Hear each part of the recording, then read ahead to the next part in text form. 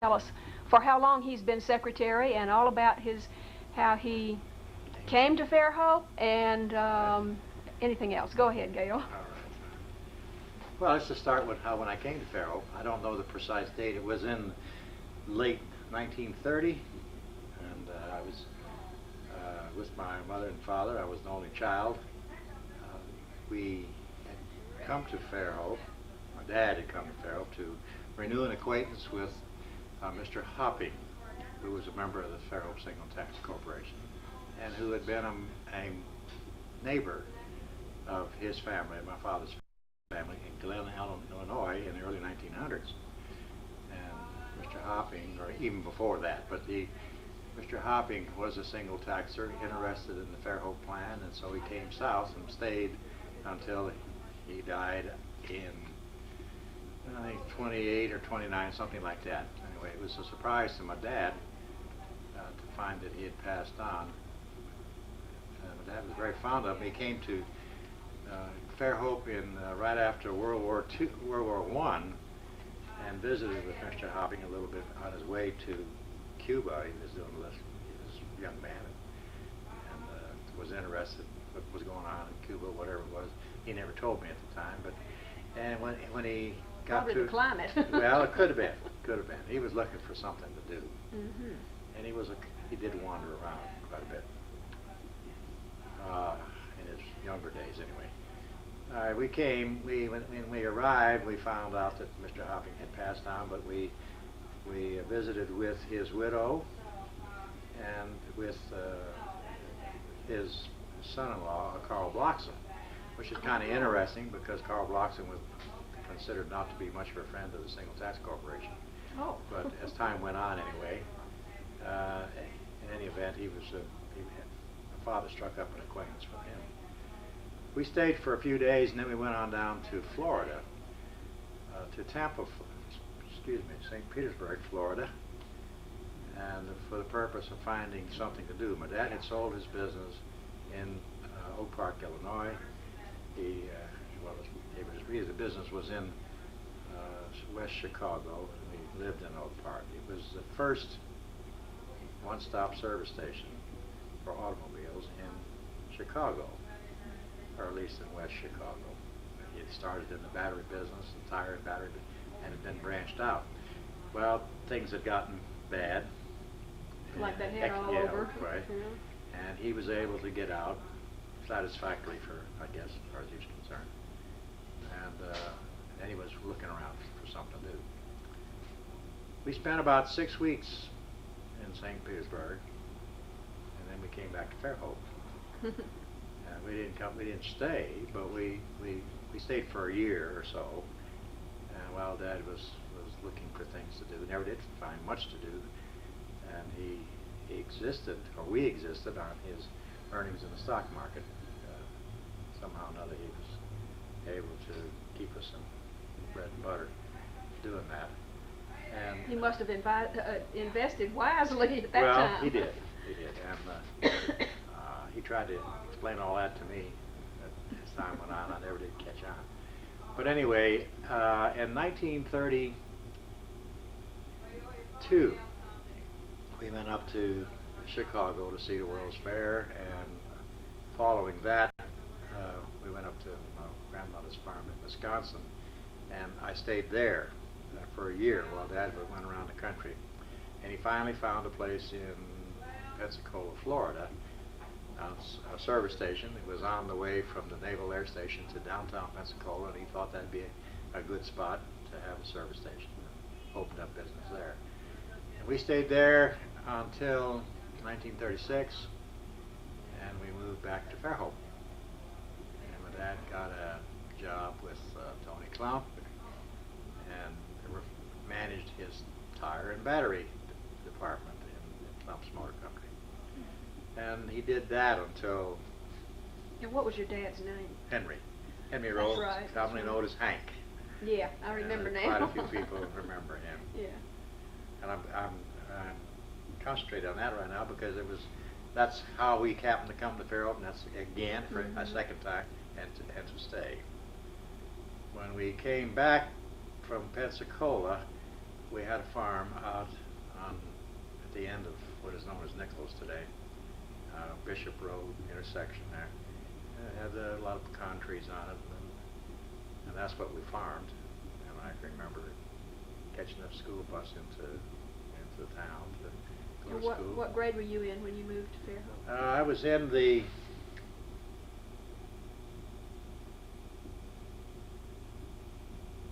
fifth grade. No, I'd been fifth. Well, about that. About the 6th or 7th grade, something Uh-huh. like that. I went to the public school. I didn't. I wasn't allowed to go to the Play organic school? school. People call it play school. Well, I went over there for a few days, but my mother didn't like the way things were. They were very strict about my studying and grades and all that kind of stuff. So I ended up in the public school and graduated from the Fairhope Public School. And before I graduated, we moved into town, a place on Magnolia. When we were here before, we rented. We rented maybe 4 or 5 places. One of the things I remember in the summer of '31, I guess would be when the political conventions were going on, listening to both the Republican and the Democratic national conventions. It seemed like a kind of a magical affair as far as the radio was concerned. The announcers really, knew how to color it so you could imagine just being there.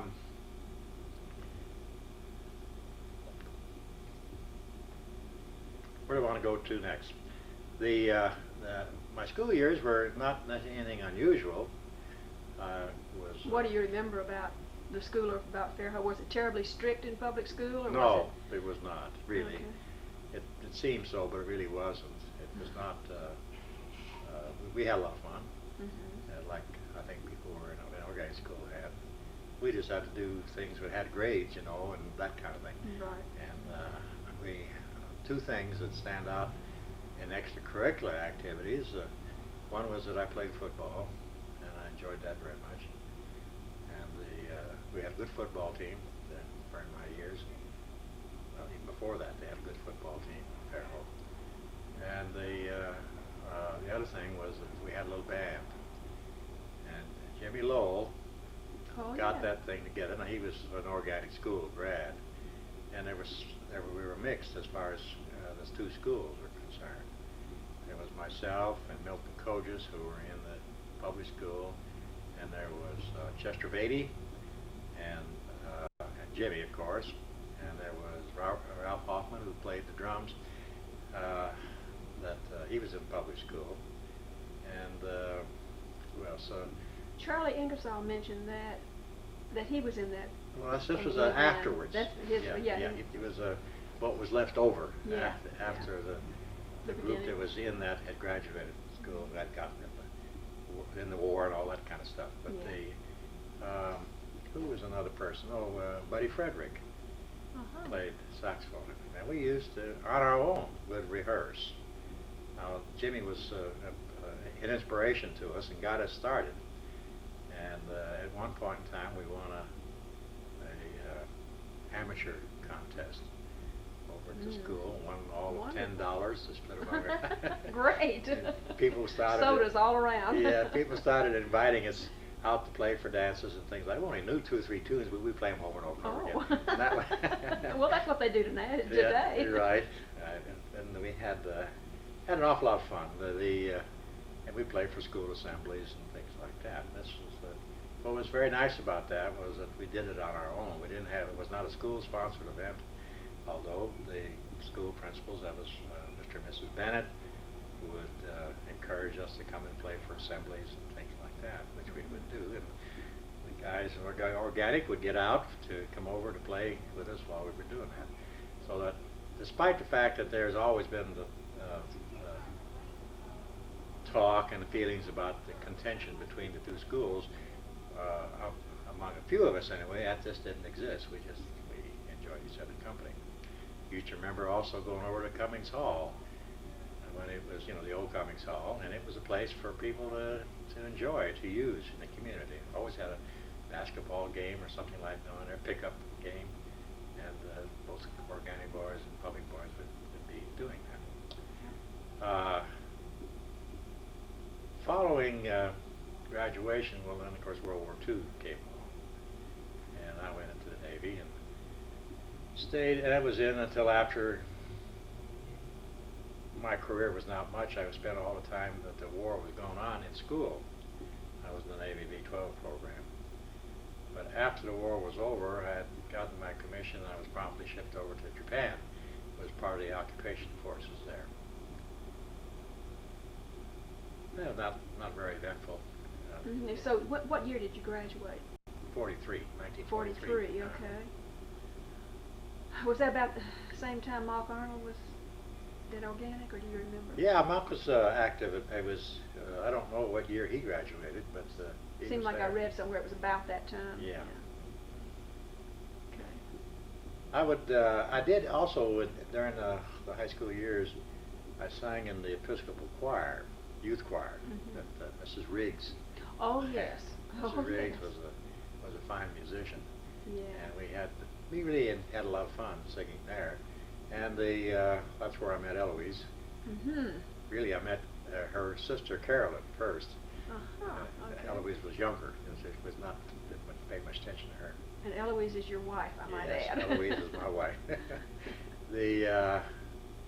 That came about after World War II when I went to school at the University of Alabama. So did Eloise, and we kind of met again while she was going there and I was going there. A few months later, we got married. And she helped me get through school. And she helped you. Did she ever get through? No.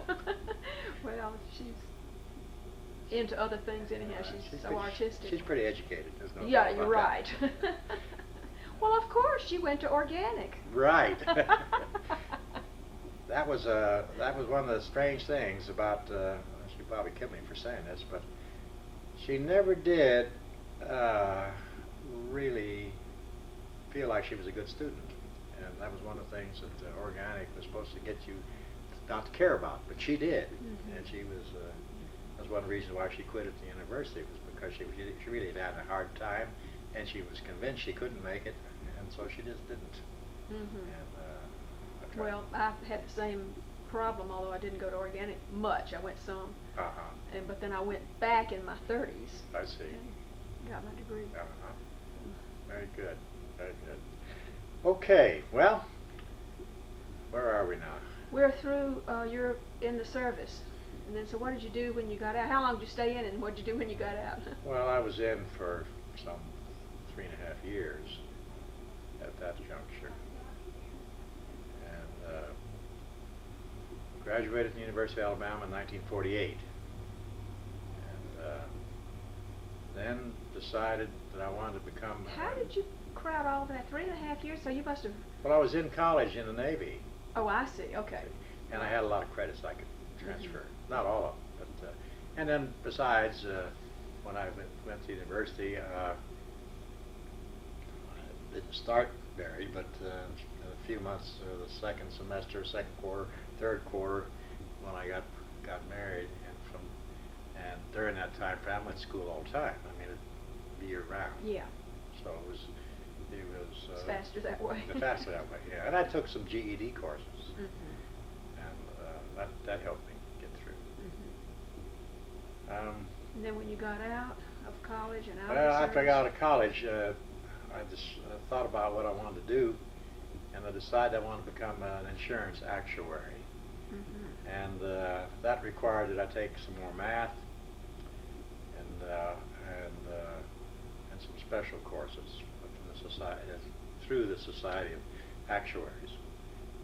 I didn't get that far. I did take the extra math courses, did take the entrance exam to get into the Society of Actuaries, and I passed the English part, but flunked the math part, which I was told was not unusual. Yeah. But about that time, though, along came the Korean conflict, and I was called back in because I'd been in the Navy Reserve, and found myself in Korea. And actually, we moved to Pearl Harbor. It was the home port, and so Eloise and child, Christopher, first child, Christopher, who came over, and while I went to Korea. We were in from They lived in Pearl Harbor while you were in Korea. Okay. I was in the service from then, from the middle of 1951 until May of 1953. It was roughly 2 more years. Mm-hmm. And, we did get to spend 1 complete year in Hawaii while the ship was, after the ship came back from Korea. We had a good time then. That was a lot of fun. Don't have many fond memories of the Korean experience. I was on in a destroyer escort squadron, small ship type of thing, and we participated in what was known as the siege of Wonsan Harbor. Wonsan port was above the 38th parallel, and the intent there was to keep a bunch of North Korean troops pinned down or in the area, because they were told that we were going to invade. The Navy was going to, the United States was going to invade Korea through Wonsan Harbor. And we just run those little boats up and down that harbor. A beautiful place, except by the time we got out of there, all the islands were skinned, the bombardments and things like that. And, one event stuck out in my mind. My daughter Becky was born in Triple Army Hospital on Hawaii in November of 1952.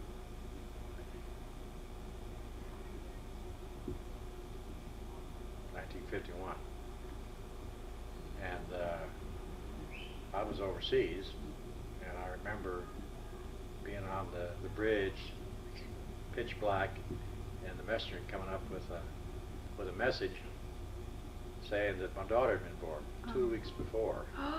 It took that long to get the message through. Mm-hmm. And the captain said, "Okay, now you've read that, get back to work." Oh my.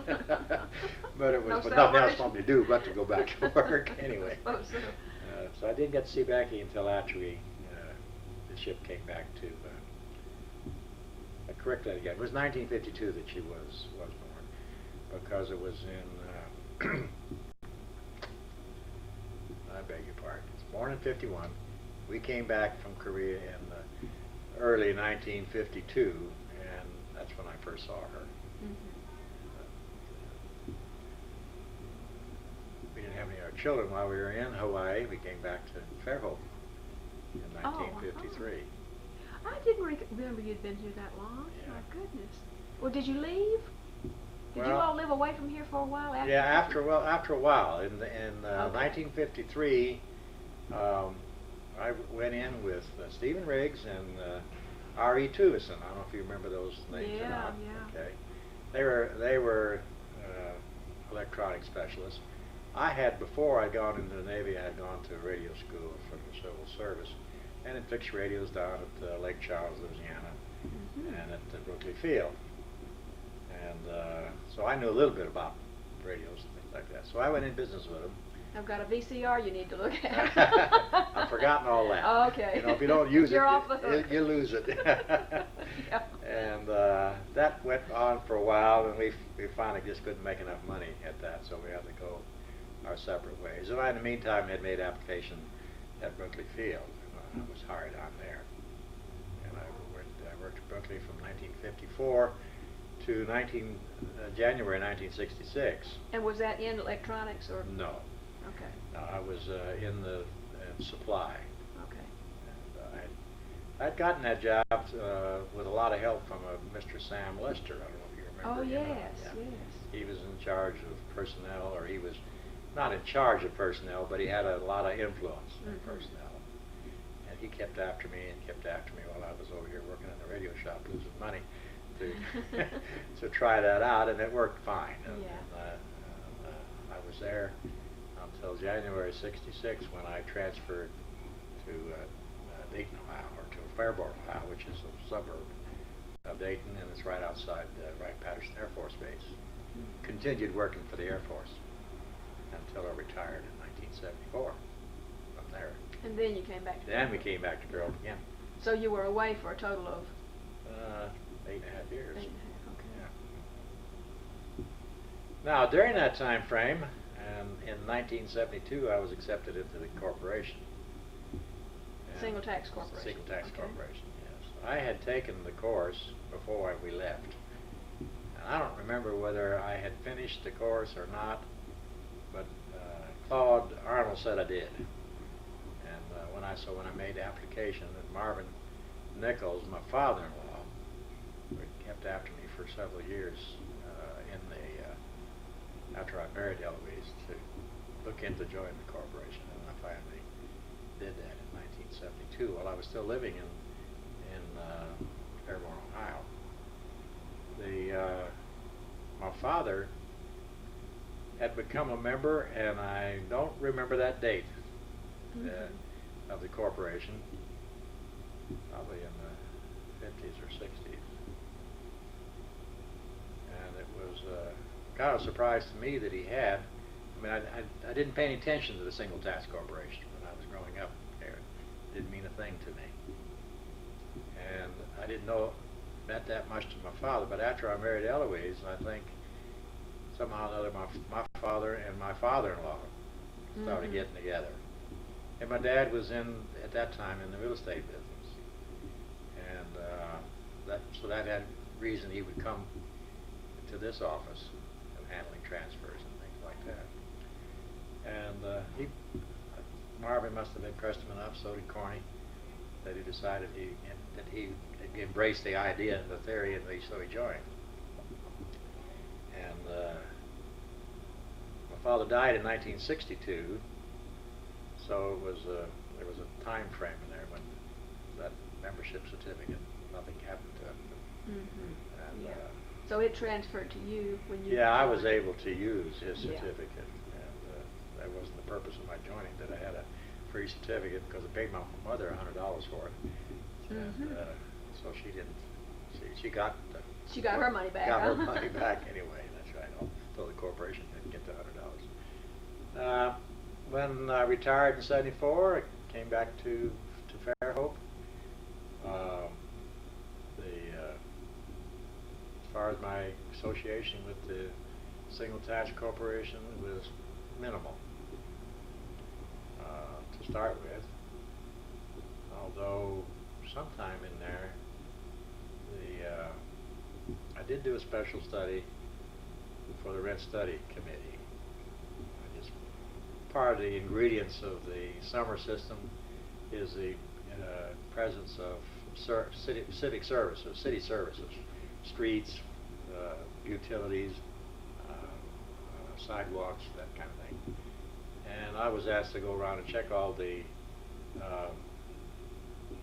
places that bordered on single tax land, and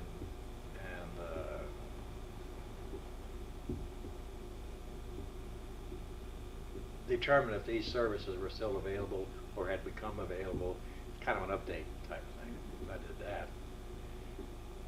Following that, let's see, I think in 1976 or so, the corporation formed what is known as the Review Board, and that was an idea that was hit upon to use to maybe help people with their complaints. There was, during the middle 70s is when the lessees and the corporation started getting at odds with each other. And that it was felt that I don't know who thought the idea, but it might have been Sam Dyson, could very well have been, that it would be good to have a complaint board that lessees could take their complaints to. And I and Lawrence Thomas, and who was the third fella? I don't know. I don't know either right now. We'll have to find out. But anyway, we were the first members of the review board, and we weren't very successful in handling the complaints. No, lessees. apparently not. No. I think they were deeper and bigger than anybody ever thought. The people, the lessees who felt that were very much against the corporation, had built its peeling up, have refused to utilize the review board. Yeah. So that was, like I say, it wasn't a success. Okay. Playing with it here to get you in the center of the... All right. All right. It's okay I now. don't know how interesting this is, but anyway, the business about the review board and so You- forth. Okay, go ahead. Go ahead, Got a Ashley. question. Well, I was going to ask you to go talk about the reasons for the lawsuit in the first place. Okay, well, there was a feeling, I don't know whether to go at this, I think first I'll go at it from how I viewed it in the early 1970s. I felt like it was 100% a case of greed, that the lessees had observed deeded people with deeded land, taking advantage of rising prices and things like that, and the Single Tax Corporation wouldn't let them do that, and so they were out to destroy the corporation, which they said they were going to do that in the first organization document, Fairhope Single Tax Lessees Association. Well, would I be wrong if I said that the rents went up and that Yeah. got them really Well, agitated? that was to begin one of the with? motivating factors. I don't think it was entirely that. Now that when I Okay. look back on it, I think that was one that caught them a lot of attention. Mhm. The rents did go up, and the rents went up. It was facilitated by the advent of a computer program to adjust the rents, help adjust the rents.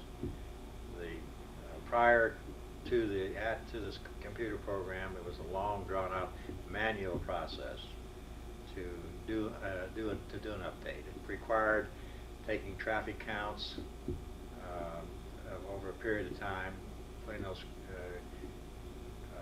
traffic counts into manual manipulations, getting an idea of where the activity was.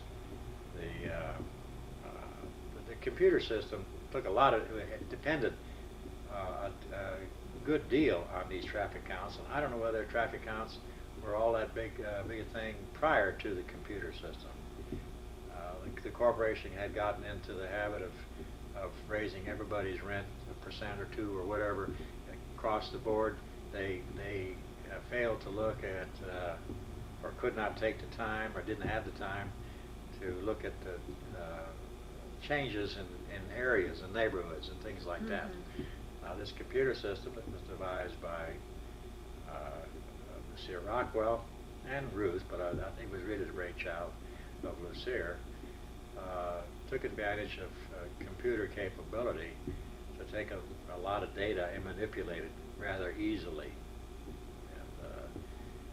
And they did this, and then they were in a position to promote that idea of a rent change that would correct a lot of deficiencies in the rent system that had existed before. Now, that caused a problem. Every time there's been a major rent system change or something like that, or rent change in the history of the corporation, there's been unhappiness.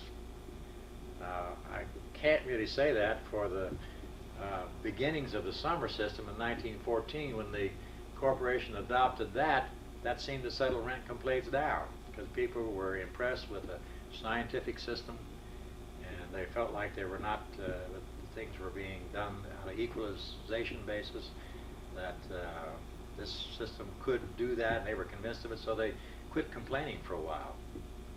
And but when the computer system went in, there was an action taken by the council to raise the rents considerably. Although what they did was try to spread it out over 5 years, and which was, I thought, a fair thing to do, and rather than do it all in 1 year.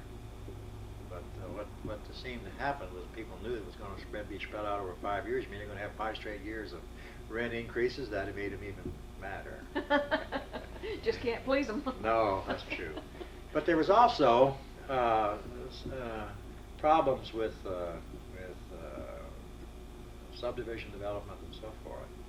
The corporation, and I can't really point to a lot of things, but this is what I understand, that the corporation took the attitude about that time that people that wanted to make the subdivision development far out in the country were not, they had trouble getting approval from the corporation.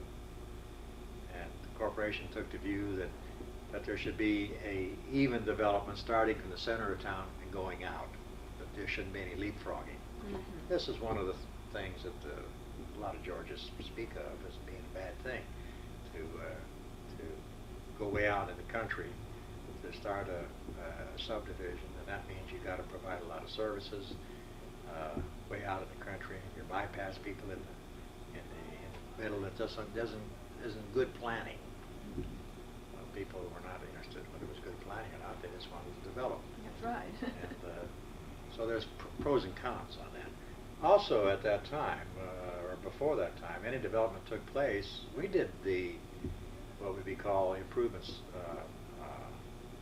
to the land. That's right. Streets, sewer system, those kinds of things. And we were not in a position to run a sewer all the way out into the country and that kind of thing.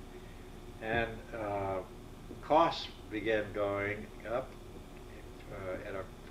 to do those kinds of things, went up faster than the rents were coming in, and so we had to cut back on the developments we were doing. In fact, we adopted the policy and said we just weren't going to pay for that kind of stuff anymore. And that made people argue, well, why do you want to raise the rent? You're not going to spend the money for the development of the community. That doesn't seem fair. And I think, and then we had a milestone as far as things happening against the corporation was the Dale Crittenden suit. Crittenden wanted to do a subdivision out in section 22, Bay Meadows. And he was first told. Now, can you say where this is located? Yeah, it's on the south. It's in the southeast quarter of section 22. It's, what street is that? Well, there's Bay Meadows Avenue that runs between 27 Belforce Road and Hall Thompson Road, or Thompson Hall Road, whichever. Yeah. Like it's hard to tell what it's going to be. Signs are up both ways, I well, think. the area south, immediately south of Bay Meadows Avenue, is where the Bay Meadows subdivision is.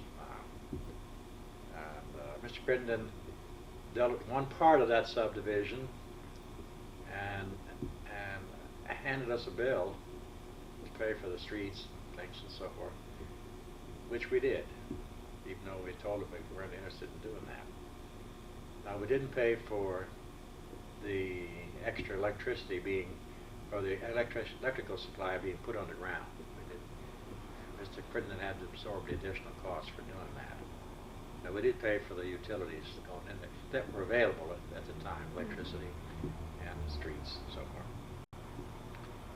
And then he did a second part. At the same time, he'd asked us to pave this section road, or half-section road, of Bay Meadows Avenue to provide access to that subdivision. And we refused to do that. We didn't have money to do that, as I'm told. And so he put it in. And as soon as he put the road in, we raised the rents, because that was a factor in the rent formula. You have a paved street, the land is more valuable, therefore the rents ought to go up. And he sued us for that. Okay. And also for not helping him with the balance of the improvements to the land and the rest of the subdivision.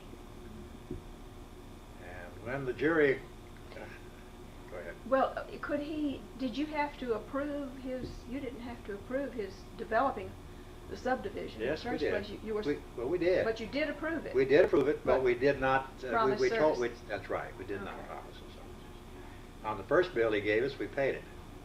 On the second bill he gave us, we didn't pay it. And I think that was kind of, in hindsight, so that was not probably very smooth. But we were being very firm with him at that time. By that time, but when the jury heard, in my opinion, when the jury heard that we let Mr. Crittenden pay for the road and then raise the rent on the people adjoining that side of the road in the subdivision, we lost the case right then and there.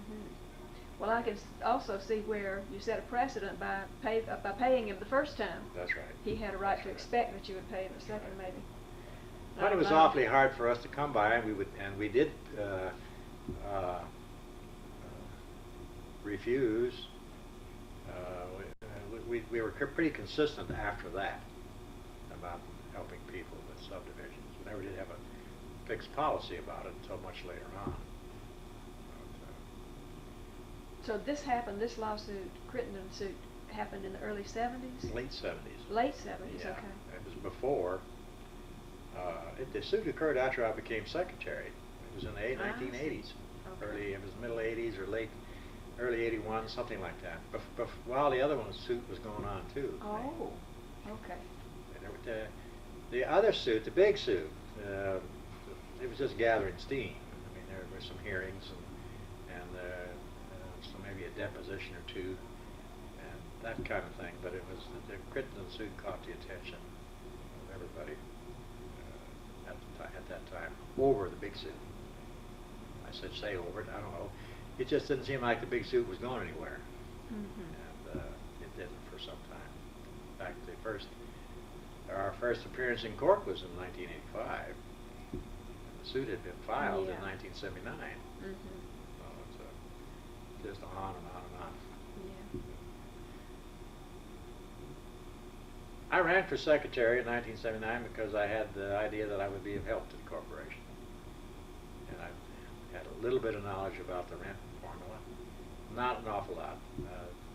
Lucere kept that a pretty close secret about a lot of critical things that were involved in it. And he didn't feel like that it was fair to ask him to divulge all the things that went into it, because you just don't ask, for instance, a bridge engineer to explain his formula when he designs a bridge. That's his secret, or his knowledge to keep. Huh? That's right. And that worked against us, and that people didn't understand it, and then we were accused of keeping it a secret, making it a very we didn't sell people that would have helped us.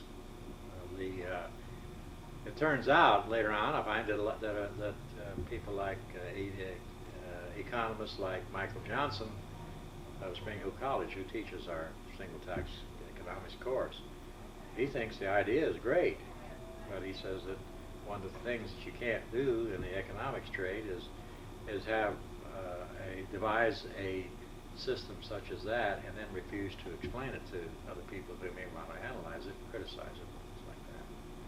So it was a fine idea, great idea, and it was probably a very workable system. The details of it are lost now because with Lucere it's went. Apparently his children and others close to him never did find out some of those factors that he threw into the formula that made it come out right.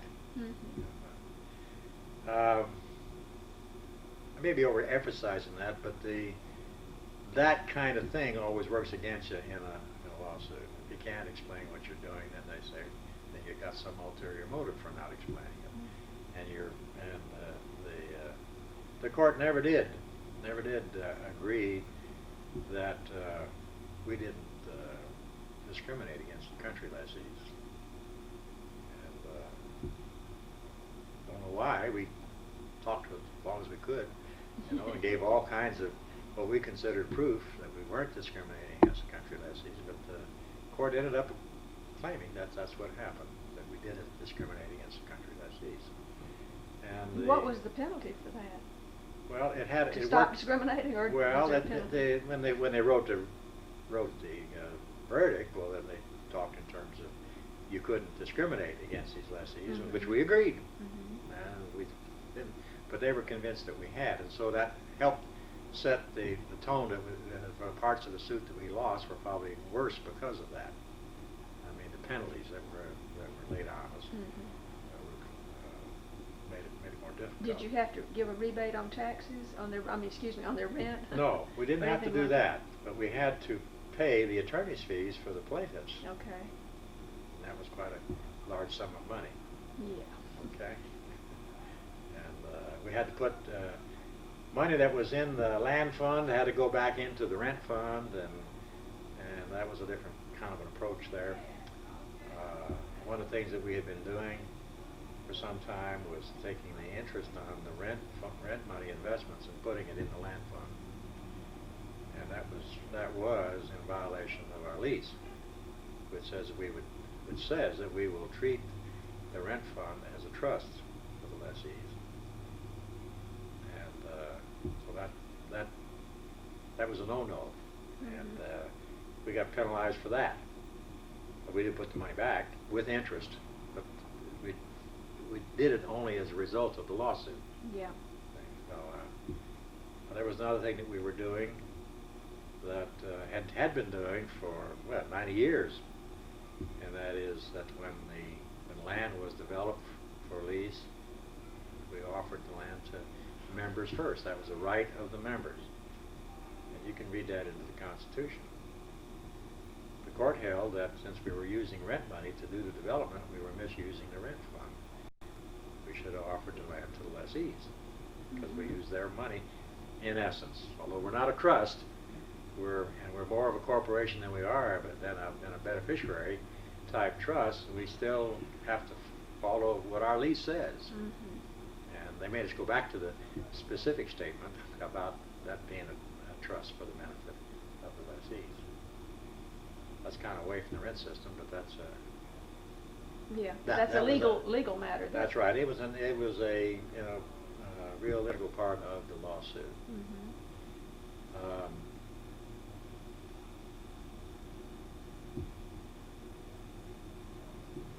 The court did hold, and rightly so, that we had a right to keep on managing the corporation like we saw fit. And of course, the plaintiffs wanted to take over the corporation, and the court didn't let them do that. Had the right to choose our members as we saw fit.